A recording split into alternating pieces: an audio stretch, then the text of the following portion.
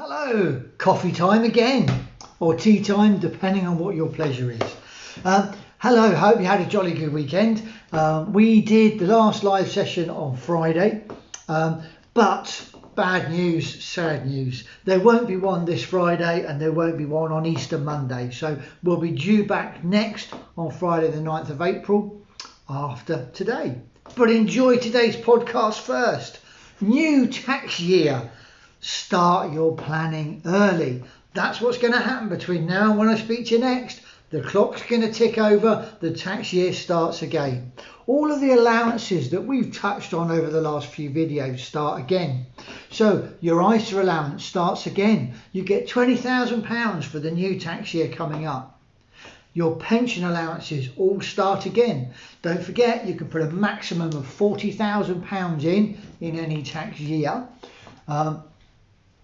You can put in your 100%, sorry, £40,000 up to 100% of your income in any tax year.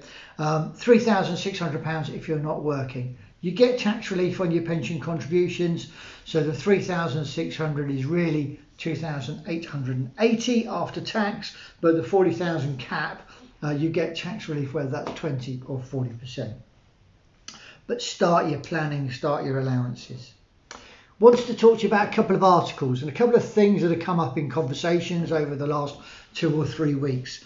I mentioned on Friday about the article I was looking to, which cash is still not king.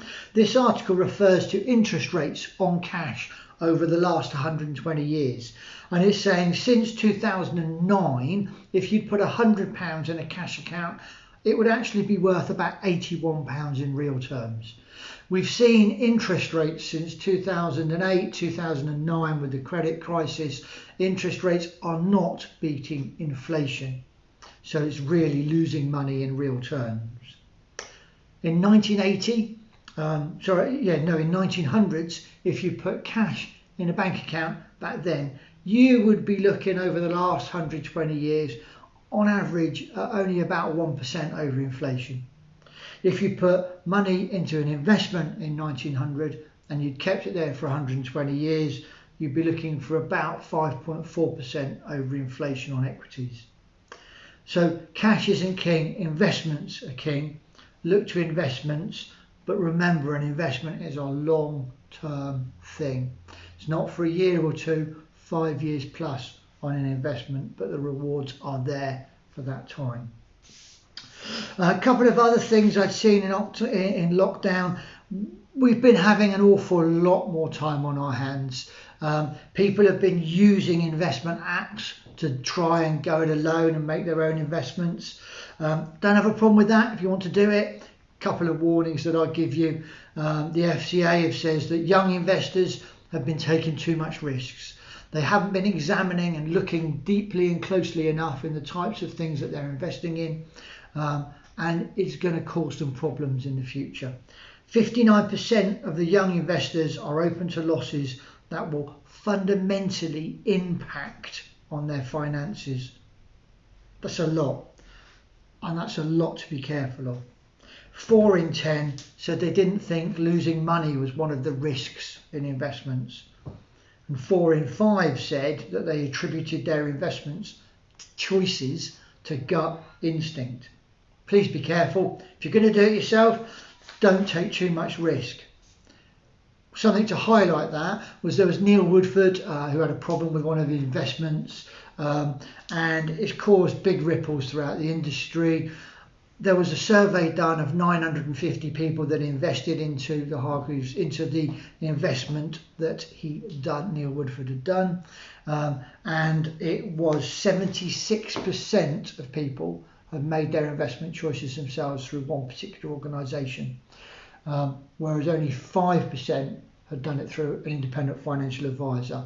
Perhaps we spotted something that the private investors hadn't have done. Equally, if you look over the last year, 9 of the UK trust funds went from the bottom of the table to the top of the table in 1 year. If you were looking at figures alone, you wouldn't have bought those 9. If you're looking perhaps behind that and the themes and what they're investing in, you might have made a different choice, and you might be sitting pretty at the start of 2021. So I'm not saying don't make your investment choices yourselves. What I'm saying is take care what you're doing. Take care not to take too many risks.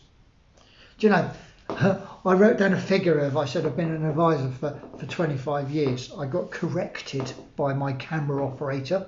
I've been a financial advisor for almost 30 years now, which is quite staggering. It's my birthday over the Easter break, just in case anybody wanted to know. I still take care on the advice that I give people. Do you know, I have to, I want to. And often you meet problem situations that I can't tell you on camera that we try and sort out. And it's the care that I take and the care that every financial advisor takes that gets people to get where they want to, gets them to fulfill their goals and their dreams and their achievements in life and get the savings that they want and the retirement planning they want. So remember, don't take too much risk. Take your tax into account. Save as much as you can. Make sure that you can achieve your goals. New tax year, new hopes, new dreams. 29th of March today, lockdown finishes. Sunny Easter, we're all hoping for. Our dreams come true. We can sit in the garden and have a barbecue with 6 people or 2 families. We can talk to somebody else other than our 4 walls. Enjoy Easter. Have fun. See you on the next one.